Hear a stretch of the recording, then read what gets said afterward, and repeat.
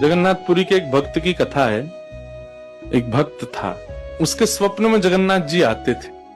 वो इतना रोता था मंदिर के बाहर खड़े होकर के।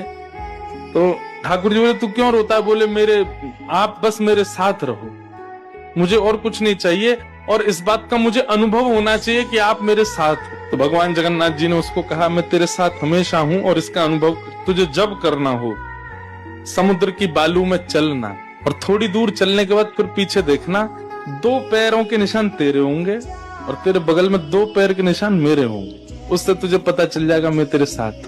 अब तो वो रोज जाता, समुद्र के तट पर चल के देखता, थोड़ी दूर चलता तो 2 पैर के निशान उसके और बगल में छोटे छोटे छोटे चरण भगवान के।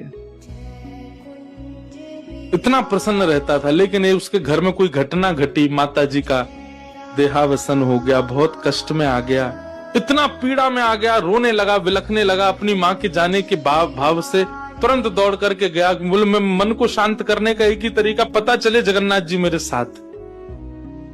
अत्यंत पीड़ा में था। जैसे ही समुद्र के तट पर चल रहा था, रो रहा था बहुत तेज तेज। पीछे मुड़ करके उसने देखा तो 2 ही पैरों के चिन्ह थे। जगन्नाथ मंदिर के बाहर जाकर बोला, मैं समझ गया, मेरी माँ का देहावसन इसलिए हुआ क्योंकि आप मुझे छोड़ के चले गए हो। अब आप मेरे साथ में नहीं हो। आपने कुछ दिन मेरा संग किया, उसके बाद मुझे अकेला छोड़ दिया। नाथ, आप ऐसा कैसे कर सकते? मुझसे क्या अपराध हुआ? रोने लगा, बिलखने लगा। जगन्नाथ जी रात्रि में फिर स्वप्न में आए। क्यों रो रहा था? बोले, नाथ, आप मेरे साथ थे हमेशा, और आज आप मेरे साथ नहीं थे। मैंने जाके देखा 2 ही चरण चिन्ह थे, और आज ही मेरी माँ का भगवत धाम गमन हो गया। इसका मतलब आपने मुझे त्याग दिया ना? मुझसे कोई अपराध हुआ है? भगवान बोले, नहीं। तो फिर आज आपके चरण चिन्ह क्यों नहीं थे?